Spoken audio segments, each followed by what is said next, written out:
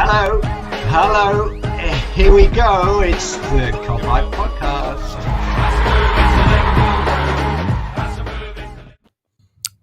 Hello everyone and welcome back to another Cop-Eye Podcast. I'm Mick and I'm joined by the Anfield Raps, Craig and Ann. How are you doing, Craig?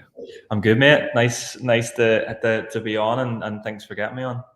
No worries. I think we had you on back in the audio only days where we had you on like just over like a landline, and then the sound cut out, and then we had to ring you back and stitch it all together and whatever else. But this is your proper YouTube Cop-Eye Podcast debut. So nice one for jumping on. No worries. Yeah, that was pre-pandemic. That was the days before we all got so good at Zoom and video calling and all of that. So yeah, I was stood in the corner of our office, which is dreadful for signal anyway, trying to get signal. It was definitely my fault with the signal cutting out. Like, yeah, that was. I think me and Jay were just like sat there, and it was just like you were just chatting, and then it was like boop boop boop, and I was like, no, it's like you missed all the good content. You missed all the good bits. That was like the best like 30 seconds that we didn't get. But yeah, we're just gonna have a little chat about recent Liverpool stuff. So obviously, Stevie G going to Villa, Liverpool season so far, and then a bit about Arsenal coming up on Saturday. But before we do that, what we do on these preview shows is we have a little 2-minute bottle question just to kick off the show. And today's is from Alan on Twitter, and the question is: when is it socially acceptable for your Christmas decorations to go up? Craig, what are you reckoning? What are you thinking? Oh God, I'm devastated this question's come because my Christmas tree's up already. It went up on the 14th of November, which is the earliest it's ever gone up. And essentially, my wife sneaked them up when I was upstairs. She basically put them up with the lights on, and then said that because it was up already, I couldn't take it down, which is a really good strategy. And yeah, so yeah, we had some friends over, and it was a bit embarrassing, sort of saying, yeah, my deckies are up. So I don't know if that's socially acceptable. It's in a room where our neighbours can't see, thank God. But I was always a 1st of December guy. I'm always 1st of December. I'll get the Christmas music on, get the decorations up. It's Christmas time. This year I've started early, about 2 weeks too early probably. I think it's a bit more acceptable in current climates, and with the shit that's going on. So I haven't got mine up yet, but I think like last week in November, but then I think I probably will do it like next week maybe, just because I have some lights in the house and whatever else. You know what? I would have, yeah, exactly. I would have understood it sort of last year when we were in lockdown, needed something to sort of cheer us up. To be honest, now that they're up, I love them being up. I love like watching TV and the Christmas tree being there. I have no idea why. It just makes like everything sort of happier in the room, doesn't it? But I'm also worried about like what the comments are going to say about me putting my decorations up on the 14th and what sort of like weird fella you're getting on your podcasts. No, I wasn't gonna. I do watch the rap quite often. I wasn't gonna bring up the crisps and the smashing up of the crisps, but people don't know what you're talking about. You're basically I eat the crisp. Oh God! I open the top, and I don't like grease on my fingers, so I basically smash the bag all together so the crisps are all in pieces and pour it into my mouth. People think I'm an animal for doing it, but I've just always done it. So I'm not apologizing for it. I'm saying don't knock it until you've tried it. Honestly, I think I was just sat there, like I think I was waiting for a moment. I was just watching you, and I was like, and I think Robbo said that, and I think I just literally stopped everything I was doing. I was like, "What the fuck are you doing?" He's a little grass Robbo saying that on the YouTube. He said it on the YouTube whenever I wasn't on with him, and I'm getting comments being like, "What is wrong with you?" Like I'm getting tweets, "What is wrong with you?" And I had no idea what they were talking about. So yeah, try it. Honestly, it's good. It's productive. It's you get through them quicker. You can just bang through like a multi-pack of 6 in like a minute and a half. yeah, in no time. But let's get into it then. Obviously, before we get into obviously the Liverpool stuff, let's talk about a little bit about Steven Gerrard and him going to he's back in the Premier League and he's gone to Aston Villa. What have you made of it all? I think it's been a bit like FIFA career mode and footy manager, like when like you're 30 years in the future and like Steven Gerrard's son like signs for Everton or something, and you're just like, what the fuck's going on? It's just been a bit crazy, hasn't it?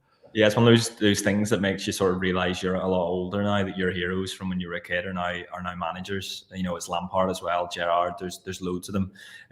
Even the talk that Gio van Bronckhorst is going to take over at Rangers after Gerrard as well. He's like a player you sort of grew up watching. But in terms of what I've made of it, I mean, whenever I first heard of the news, I thought it would be a bad idea. Like, I thought, if I'm Steven Gerrard, you know, and I'm thinking about my pathway to Liverpool, I'm thinking about how many trophies I can pick up, I'm thinking about silverware, and I know people can sort of denounce Scotland and talk the league down, but you know what he achieved at Rangers so far is was brilliant in terms of what he came into at the club and where he sort of dragged them up to in terms of league title. But I expected him to leave Scotland with more. I expected him to stay around for the end of the season. They're 5 or 6 points clear. They're in the semi-final of a cup. They're still in Europe. I expect him to leave at the end of the season and leave with another league title and maybe his first cup, because that's something he hasn't done in Scotland, is win a cup yet. I mean, jobs like Villa don't come around every day, and that's the one thing I would say about it all. I think that he's probably looked at it and thought, at the end of the season, am I going to get a much better offer? And I would say not. Like, it's a big club, Villa. You know, they've got dough, they've got money to spend. You know, they're a team that are underperforming, and they're a team that, you know, Gerrard can come in straight away and inspire, and get that, the cliche new manager bounce.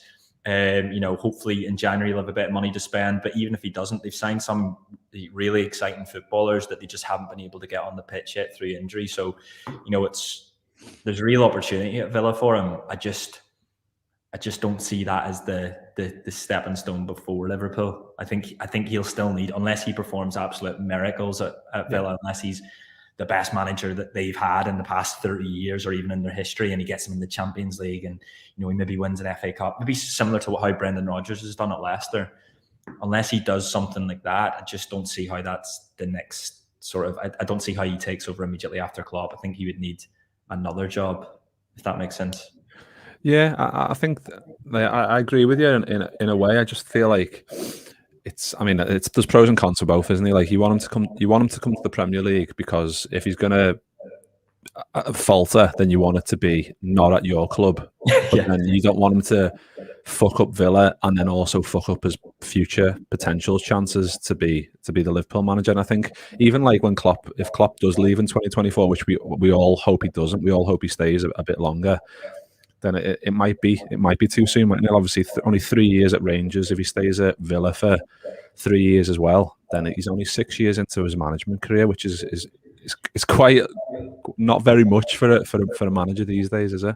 No, I think there's a few things. I think the first thing is I actually wonder whether he sees himself as the person that takes over from Klopp. Like, I wonder if he's looking at it and thinking, well, I don't actually want to come in straight after Klopp, because who would? Like, imagine trying to fill those shoes.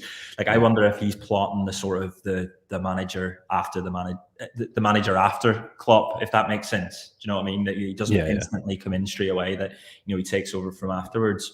I think he did a brilliant job at Rangers and how he sort of managed to change their culture and how he came in and just sort of everyone talks about Rangers and Celtic being the top two, but Rangers weren't there. They weren't anywhere near as good as what he had them, the level that he had them performing at.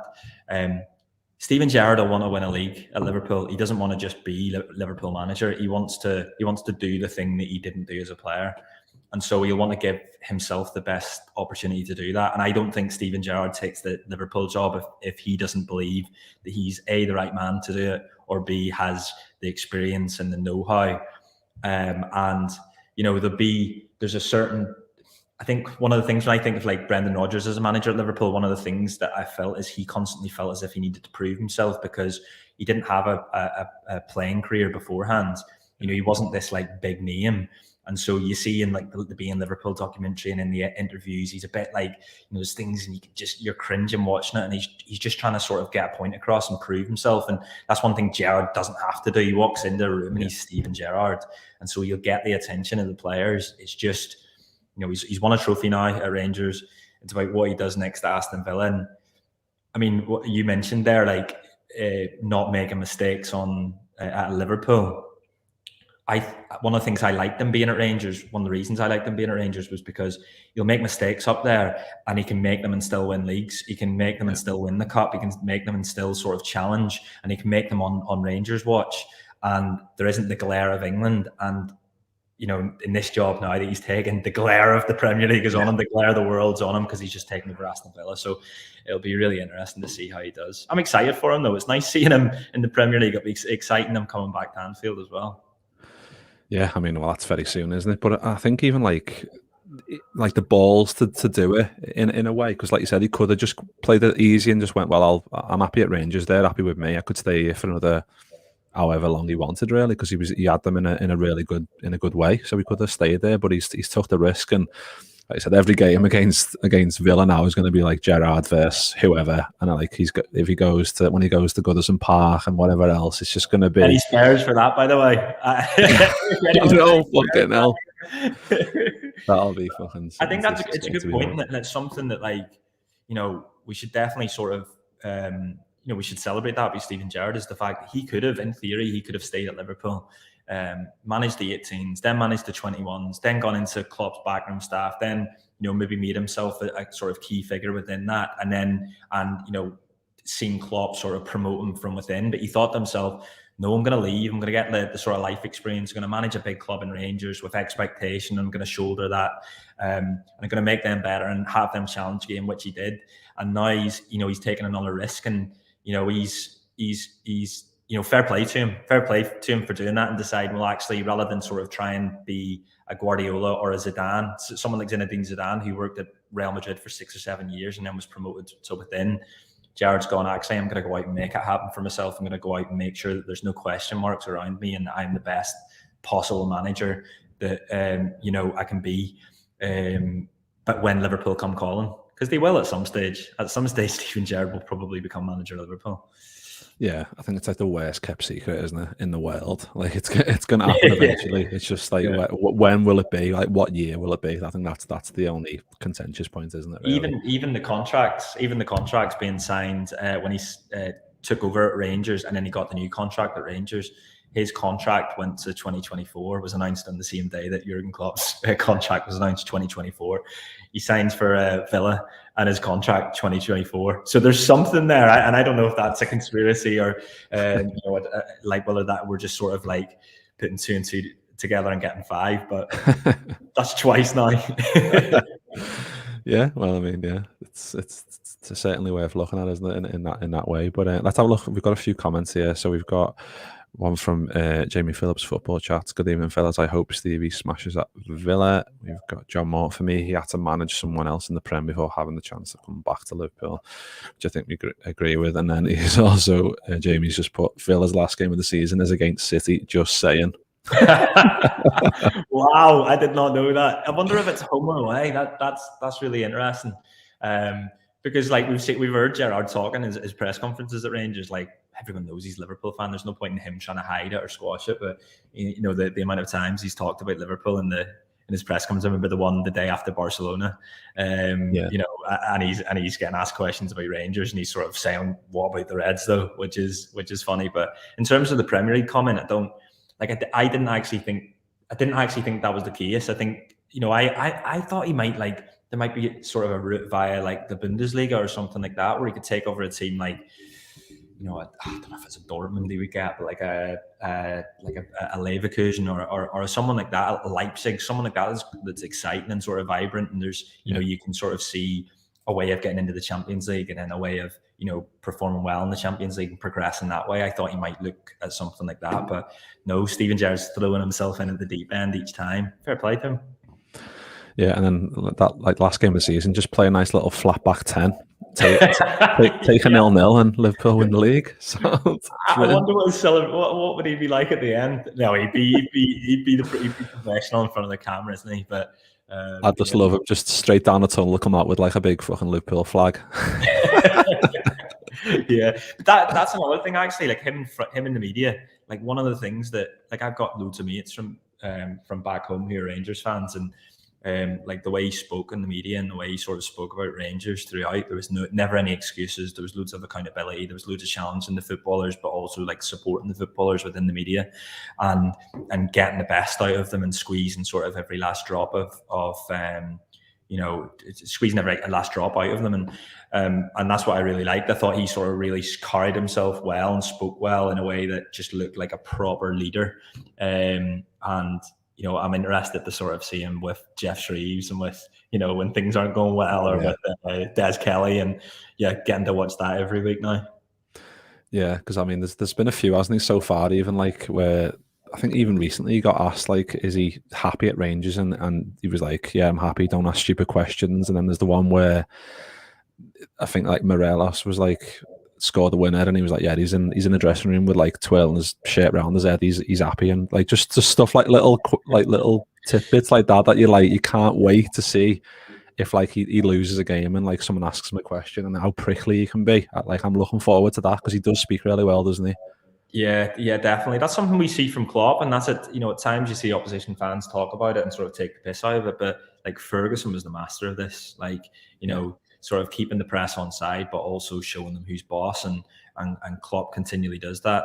And I think to a certain extent you saw that from Gerrard in Scotland as well. There's times when journalists have asked him questions and he's gone back at them saying like it's a ridiculous question, and we've heard that from Klopp loads. So it'll be really, really interesting. And I'm excited to see him match of the day every week. I'm excited to sort of see him now, because Scotland's only up the road, but you don't tune in it as much. I think we all sort of, we all wanted to see Rangers do relatively well, given that Gerrard's their manager, and now Villa might be a bit of a second team, as long as it's not in direct competition with us at any stage. Oh yeah, fucking hell. But if it is, he's doing a brilliant job. Yeah, definitely. But I'm just conscious we've just spent 16 minutes talking about Gerrard there, so we'll move on slightly then, and obviously onto the thumbnail that is what this podcast is about, is the Reds and the season so far. So just wanted to ask you what you made of the season. Obviously, we've played 11 games in the league anyway, 6 wins, 4 draws. Unfortunately, just the 1 defeat, which was the last game against West Ham, which was the most annoying, really, because obviously it was then followed by the massive international break, which feels like an eternity. But like through in the Champions League, 4 games, which we never do, to boss 5-0 wins against United and Watford, and a few draws against Brentford and Brighton, which are also annoying. The draws against City and Chelsea, you can obviously take that on the chin a little bit more. The City one definitely, maybe not the Chelsea one as much, because we're down to 10 men. But what have you made of it as a whole, being 4th in the league so far? It's been not too bad, has it? No, it hasn't. I'm fine with where we are. I'm gonna mention Alex Ferguson again, and I'm not meaning to continually cite him, but I always think back to one of the things he used to say, where he used to say, like, just get to February, still be in the race, be amongst it, and then kick on from there. And if Liverpool come through, it'll be a test in December, but usually they've done quite well under Jurgen Klopp December, if we forget about the final sort of 6 days of it last year. But usually they've sort of come through that, because the rhythm of games every 3 days.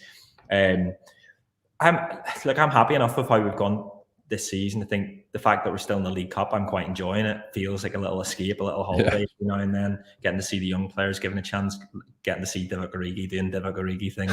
Minamino score like overhead scorpion kicks, like just craziness. How are we going to describe Divock Origi to future generations? I have no idea. What a madman! Just dead shit. But if you needed someone to step up in like the Champions League final, he'll score you a goal. Just shit, but brilliant. Is he the best shit footballer ever? Is he the shittest best footballer ever? Who knows? But it's definitely up there. Yeah, the European Cup, the performances and that have been brilliant. There's been like those little moments, the Milan where they peg us back, the Atletico game where they peg us back, but what they've done so far in that, like you mentioned, they've literally never done that before, and that shouldn't be sort of undervalued, really, because now it gives us 2 games where they're essentially dead rubbers, and we can rest footballers in what's going to be a busy period. I think in the league, I think the Brighton one's the one that's like, because West Ham are a decent side, and every team in this league have been beaten, and Liverpool were going to get beaten at some stage, and they didn't turn up in the second half, and West Ham did, and there was errors all over the pitch for West Ham to get the goals. West Ham win it, and it's frustrating with the errors that have happened. It's frustrating how Brighton peg us back when we look in so much control there. But we're seeing the league more like the way the Premier League has always been, rather than the way it's been the past 3 or 4 seasons, I think. Yeah. And I think we've been spoiled. Obviously not last season, but it's an anomaly of COVID. I just think we're going to disregard that season forever in my eyes. But before that, the 2 seasons, the 18-19, the 19-20 season, it was just a machine. And I think we were spoiled by that now we believe that that's what you have to do to win a league, and it's actually not. You just have to be amongst it at the end of February. You have to go through this busy Christmas period. We do need to be a bit more stable and manage games better. Not allow teams to peg us back, particularly at home against the likes of Brighton. But my only sort of worry really is the injuries in midfield. Now it looks like from the pictures today we'll be all right. Thiago's around, Milner's back training, Henderson looks as if he's running as well. So hopefully that means we're not going to be too we're not going to be battling too many injuries. But I'm fine at the moment. I think the next 5 games or 6 games are going to dictate what Liverpool's season looks like, really, coming into January. That game, leading up to that game on the 2nd of January against Chelsea, that's when we're really going to sort of understand where the rest of Liverpool's season is heading, I think. Yeah, and like you said, it's difficult because you see teams like strengthening, and you're happy in a way because the Premier League is getting stronger. But then, like you said, we've been spoiled recently because Liverpool or City have just absolutely blew everyone away, and it's been like a 1 or 2 horse race. Now you understand that this league is a lot stronger this year, so it's law of averages that more teams are going to drop points, and obviously we did against Brentford, and the Brighton one was the most annoying, probably, like you said, because the way that we that second half went, which was a bit hard to watch at times because we were just getting completely overrun, and then obviously the West Ham game where it was difficult as well, the second half, and like you said, managing those games a bit better. Which obviously with players coming back, and especially if Harvey Elliott, who knows when he's going to come back? But he's back running and whatever else, and he's been a big miss as well, hasn't he? And the other injury news that we had recently, obviously Robertson. I think people on Twitter were saying he got injured yesterday, but then he was up walking around at the end of the game. So we don't actually know what's going on with him at the moment, but. And I think Curtis Jones, there was like a piece on the Liverpool website today about his eye injury, which is the club doctor said that they can't put a specific time scale on that, but it's going to be a number of weeks because it's like a bit of a weird eye injury. So that's a bit of a mad one, but there's still plenty of strength in there, isn't there, in that midfield? Yeah, there is. I think just in terms of the point you made around the teams taking points off each other. First of all, Chelsea have just been beaten by Burnley, and before that, City were beaten by Palace and drew at home to Southampton. So there's going to be teams taking points off each other all over the league, I think, this season. I think in terms of the midfield, I think keeping Thiago fit over this period would be massive, and sort of getting him back into the rhythm of things, because I think towards the end of last season we really saw what he can offer when he's got a Fabinho in behind him and he's got Henderson there. With those two over this run, it could be massive, and it'd be massive to sort of see Thiago make an impact in this league over that period. I'd love nothing more than Keita to get a bit of a run on the side when he comes back, but it's just this continual sort of cycle with him around, gets a few games under his belt and presses, and then is injured again. And then the Curtis Jones one sounds like a freak injury. I think I saw something where it's going to be like 10 days. I think they have to sort of keep him until whatever's happened to his eye. But I think getting Milner back over this period would be massive as well. It's just his age, as always. And it'll bring up the Gini Wijnaldum talk again. I think I saw that over the past couple of weeks. People talking about Wijnaldum. Look, I don't know why we let Wijnaldum go and didn't replace him. But that's done now, and us talking about it and like, you know, agonising over it isn't going to sort of help the situation. What we need now is Liverpool to sort of kick into gear over the December period, and if there's, you know, possibility of a new one coming in January, then going for it. But we can only control the here and now, and the teams are coming up, and there's a big one at the weekend. Yeah, I think like the Genie thing is like people look like clamouring for replacement or for Genie to stay. And everyone obviously understands that, but it's like, yeah, you've just got to live in the here and now and just kind of support the team and see what happens. And obviously Harvey Elliott coming into the fold as well. That was like a nice surprise, wasn't it? Because he proved pretty quickly how good he is, and once he comes back, he can prove that again, can't he? Absolutely, yeah. He was. I couldn't believe it, to be honest. I knew we were seeing a little bit of him in pre-season, but I still thought they'd maybe sort of hold him back, and the fact that they'd thrown him in straight away, or from the second game onwards, was that's a massive statement, I think. And you know, we were seeing him. I think it's the Burnley game where he brings it inside, or maybe it's Palace where he brings it inside and you know, curls one, does a little step over and curls one that's just so close. And you know, there's the sort of like little glimpses and moments from him that he just looks like he's going to be a superstar. I'm glad to see him running, obviously, and I think immediately after the injury there seemed to be some sort of talk that it wasn't nowhere near as bad as they'd first thought, and that, you know, he should be recovering quite quickly. But yeah, it'd be brilliant to get him back. He's obviously the reason why they've decided not to go for another forward or another midfielder.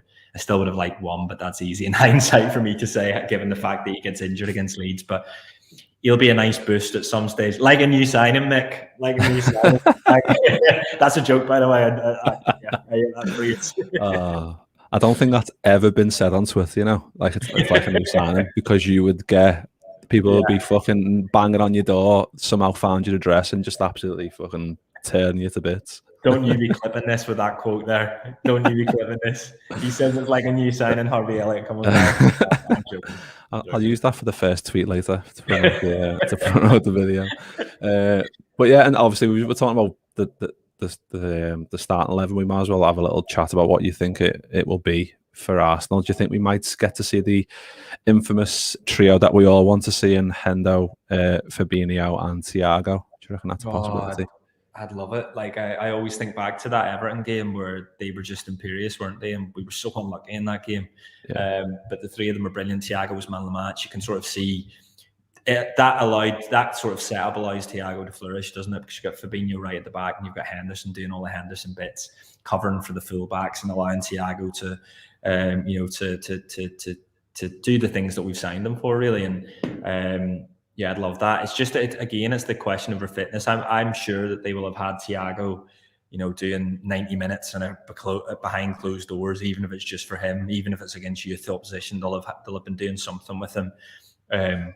And yeah, hopefully Henderson's come back from international duty, and it's not too bad. He's obviously running today, but I wonder if it's a little trick that we used to see, sort of, again, God, I'm mentioning Ferguson, but Wenger used to do it as well, Mourinho, where you'd see these footballers come back from international duty with a little knock, and actually they're all right. Sadio Mane as well. He was playing today in all of the photos. You know, he's nuts in Nat Phillips. Both of them come back and had us worrying. But yeah, I'd love to see the three of those, and it'd be great to see Milner on the bench as well as another option.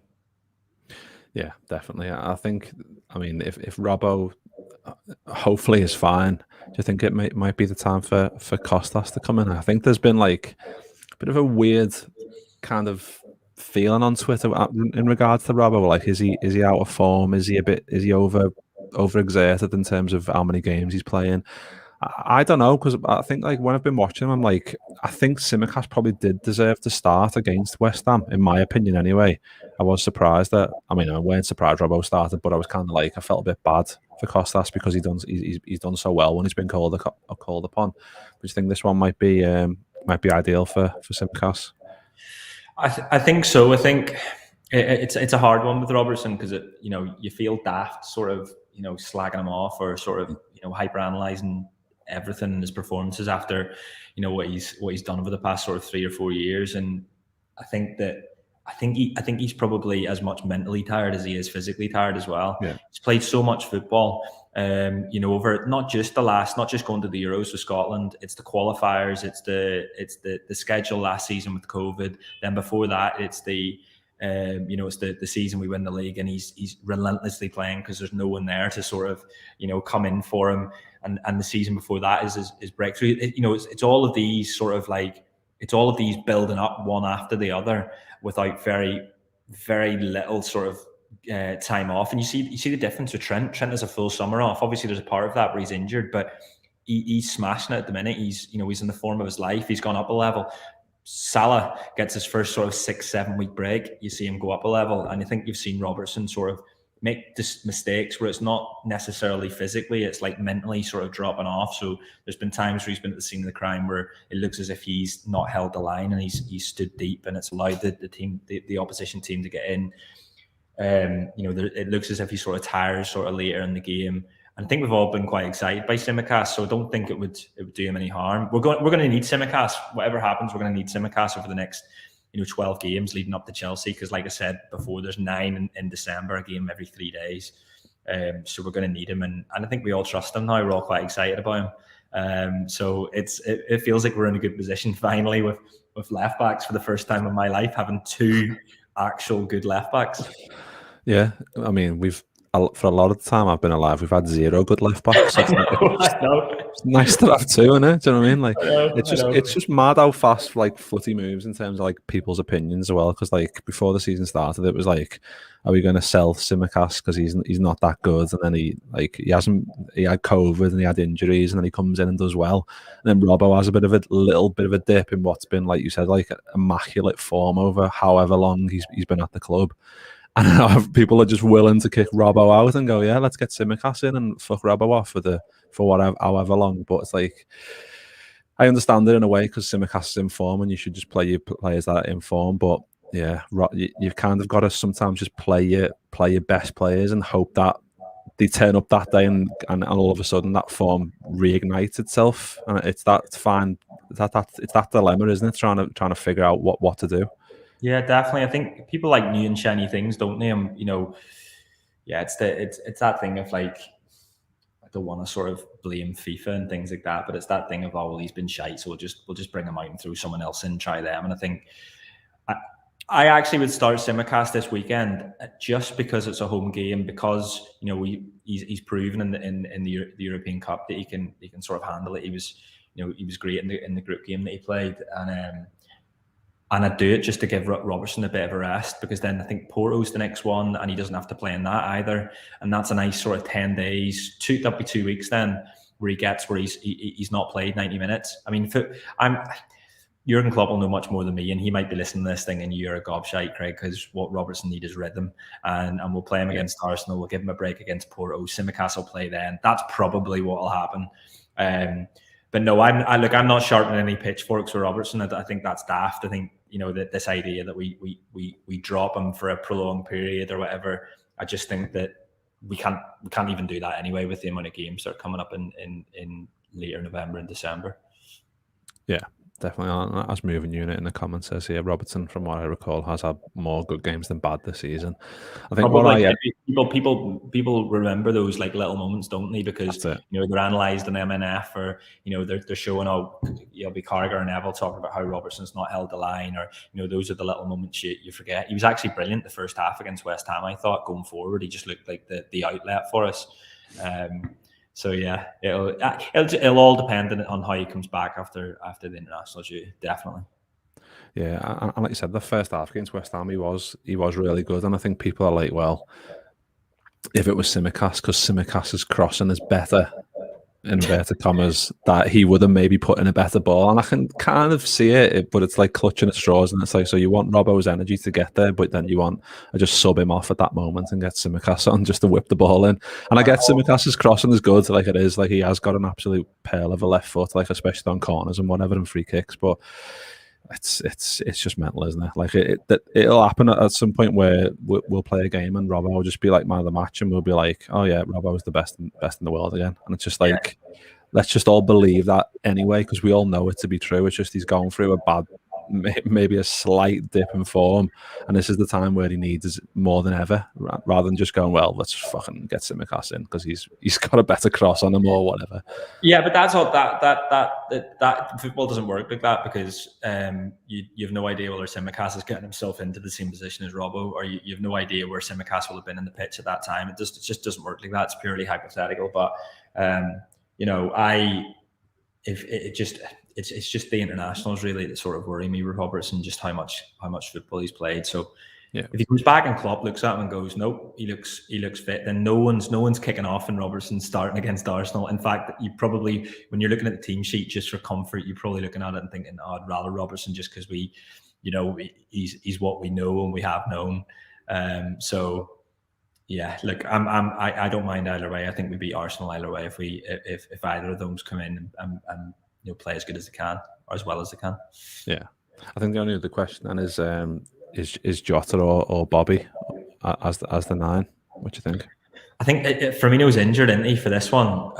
Or I think he's maybe got he's maybe out for the next couple with that hamstring injury. But I mean, I'd rather if he was fit, I would rather Firmino, just because of what I think Firmino's been brilliant this season. To be honest, I think he's been doing all of the things that we've come to expect and from him in terms of that cog in the machine work, the dropping in deep and hassling the defensive midfielder, the winning it back and defending from the front, the pressures and the pressing, all of those things. But he's added goals to his game, and I think he must be up there in terms of like league goals per 90 minutes that he scored this season, and that's been one of the sort of the best things about this season, hasn't it? The goals from all over, and the fact that we're able to have this conversation around whether we'd rather Jota or Firmino. I know Firmino's injured at the moment, but when he comes back, hopefully he'll be back and ready to play a bit in this Christmas period. I think Jota, there's still another level to Jota, and I think we saw that for about a month and a half just before he got injured last season, and that's why even when he's scoring this season, people are saying, well, he isn't in the game as much, but he's pressing up there, he's working really hard, he's poaching. 20 years ago, that used to be what you'd expect from everyone would be saying, didn't he do brilliant? He worked really hard and he got the goal as a poaching striker. Or, we used to say, oh, if you've got a 1 and 2, if you've got a striker that scores 1 and 2, then you're doing well. We've got essentially 3 or 4 at the moment that could be seen to be doing that. And I mean, Divock Origi, if you want to throw him in there, he's not far off at the moment with his League Cup goals and his goal last week. Yeah, well, I mean, to be honest, I've been like on Twitter that much and reading into other injuries that I completely forgot that actually Firmino was injured. It's just me being a knobhead, so ignore me. I know, but that's more of like, I think, like, obviously we get worried by that, but I think the fact that we have Jota and we trust Jota, and you can still play a front 3 that feels like the front 3 because of what Jota's done since he signed, and like under the radar, he's scored a few important goals this season, and or he scored a few goals this season that I know he gets the one against Brentford, and then it turns out not to be all that important, but he's a really good player and he works really hard, and you've got Mo Salah up there as the best striker in the world at the moment. You've got Sadio Mane who's been in really good form in terms of his goal scoring. So yeah, look, we've got reasons to be excited up front. If I'm the lads playing up top, I'm looking at the back and saying, look, we're doing our job here. You need to sort of we need to sort it out and ensure that we're not dropping 2-0 leads in games. Yeah, I mean it's craziness. I mean, what we've come from, and now we've got just players up front who are just absolutely the top of the game, and one of the best in the world in their positions, which is just like, should be rubbing our hands with glee, shouldn't we? And apart from instead of just being like really like fucking hell, oh, we haven't got Firmino this game, or we'll have to do with Jota, like you said, like who.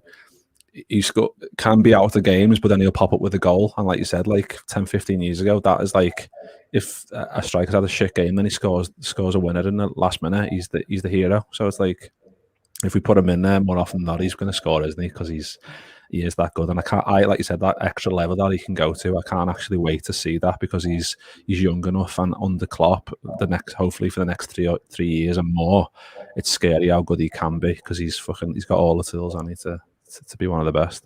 He definitely has, yeah. Like, and I know Pep Linders called him the pressing machine, but I think he's so much more than that. And you can sort of see why they signed him at the time. They signed him at that sort of sweet spot where they, just before they believe he'd propel himself to the next level, and he was doing that for the first 2 or 3 months at Liverpool before he got injured. And I think we'll see more of that from him this season. Definitely, I think you can sort of see where his trajectory would end up the same as someone like Sadio Mane's. It's whether a player like him can then take it to the Mo Salah level, which is what Mo Salah's doing now. But when it feels unfair to sort of judge anyone against Mo Salah because he's got the best goals per game ratio of anyone at Liverpool ever in their entire history. So I think we just need to people need to just enjoy more, enjoy this football team, enjoy having these 3 or 4 up top instead of worrying about the 5th that we don't have or that we didn't sign. Enjoy watching Mo Salah and Sadio Mane and Diogo Jota every week, and enjoy Bobby Firmino coming back and being the fourth option.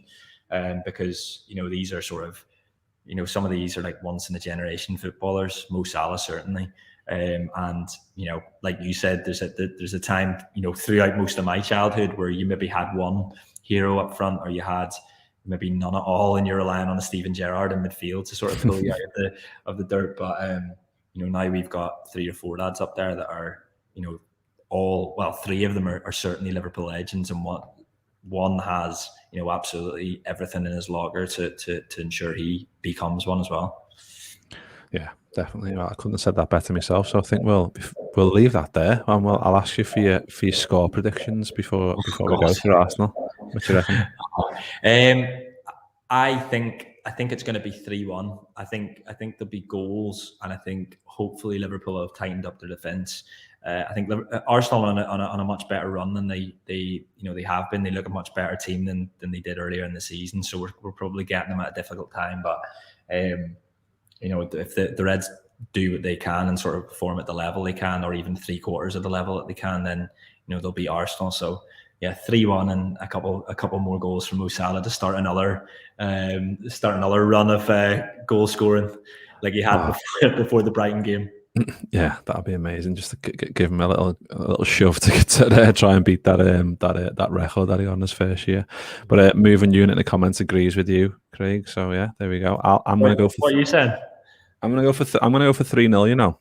I know Arsenal have been in, like you said, in good form. Like I think last 5, I think they've won 3, drawn 2, which is like madness because like the start of the season, like they started off really badly, right down the bottom. Arteta's like next to get the boot, and you're like, fucking hell, they're actually in a really bad place. And it just shows like once you get your good players back and you get back into more of a rhythm, your new players start to gel a little bit more, then the quality kind of rears its head. And yeah, they've been good, haven't they? And I think it's going to be especially being at home. I think that's why I'm happy we're at home for this one, especially after the international break. If we were away at Arsenal after an international break, I'd be a bit more worried. But getting back to a full Anfield against them, and kind of, especially after the West Ham game, to kind of prove a point a little bit as well against a good informed team. I think the 3rd in the form table, which I don't know what that fucking means, but I had a look earlier. It means fuck all. But yeah, no, definitely. I think that the fact that it's a 5:30 kickoff, the fact that it'll be under the lights, with us now being in winter, and